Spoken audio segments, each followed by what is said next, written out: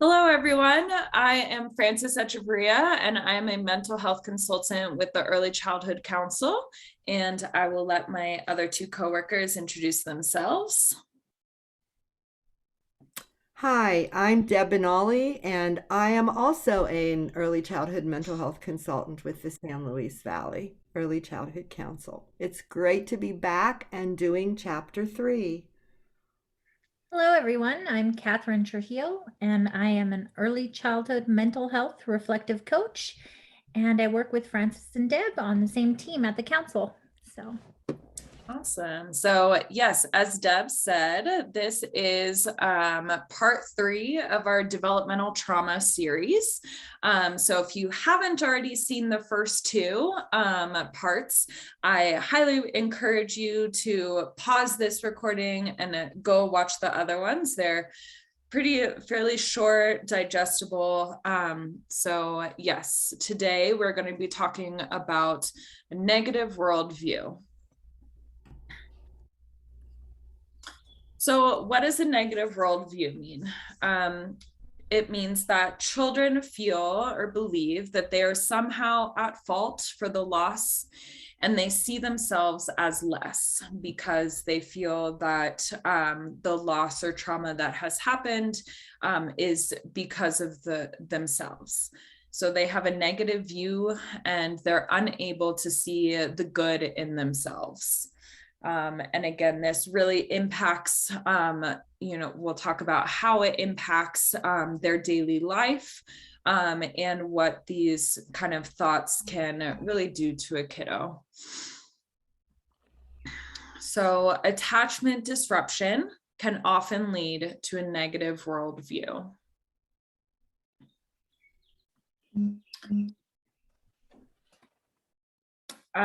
So what is attachment disruption? Well, first, attachment is the important process of bonding between a baby or a child and his or her primary caregiver. So with the hope is that it is a secure attachment if the process and goes well with the caregiver and the child. There are other types of attachment that can occur when the attachment is disrupted or when they have experienced trauma.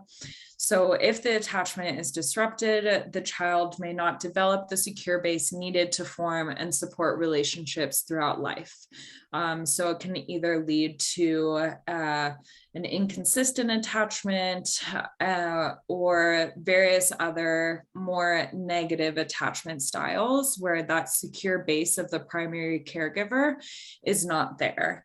And having this attachment disruption can really affect lots of areas in a kiddo's life and can also affect how they develop relationships with teachers, with friends, and even into the future. So the attachment that is formed or lack of attachment is really important for the kid growing up, and again affects their development into the future. So, what does attachment disruption look like? Again, this is when there is not that secure attachment present. And there are many circumstances that can disrupt a secure attachment. So, for instance, living with a parent through death or imprisonment, living in an orphanage, or going through foster care, or a change in the primary caregiver. Attach yes.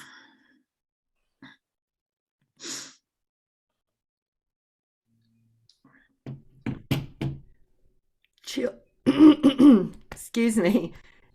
Children who are abandoned by their parents, either intentionally or unintentionally, often see themselves as less. That means that sometimes they don't even realize that they view themselves that way. It is important to note that this belief can also be unconscious, especially if the loss of abandonment happened in early childhood,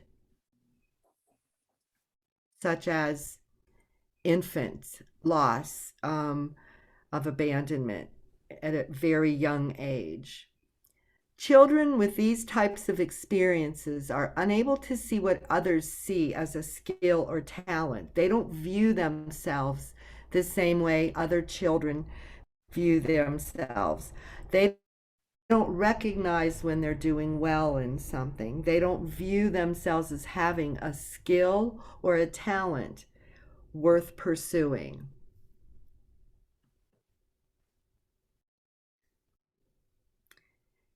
An example is gifted athletes may quit their sport, just may quit. I'm not good enough, but yet they show all the skills of having real talent. But their belief is, I'm just not good enough. Beautiful singers who refuse to perform. These are examples of not having enough confidence in themselves. Talented musicians who will not practice because they don't believe they have the talent or the skill in that area, or really have any true positive belief in their ability to pursue anything. And this is all at a very young age. These children will engage in the area of talent for a time, but they will often walk away from it. They believe that they are not really that good. And sooner or later, everyone else will see that too. So this is really just proving that they have a different view of themselves and they think that everybody else is going to find out that they're not good enough. The imposter syndrome may take effect. This syndrome is a psychological pattern in which an individual doubts their skills, talents, or accomplishments and has a persistent internalized fear of being exposed as a fraud.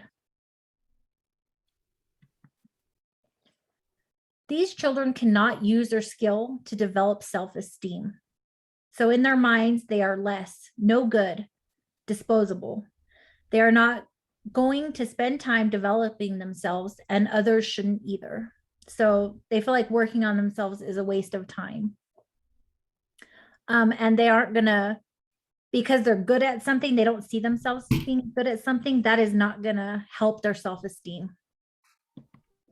What can we do to help these children? So show me what I do well.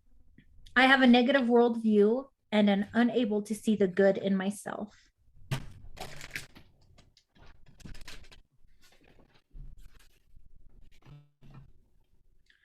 So show them the pattern of what being good at something is.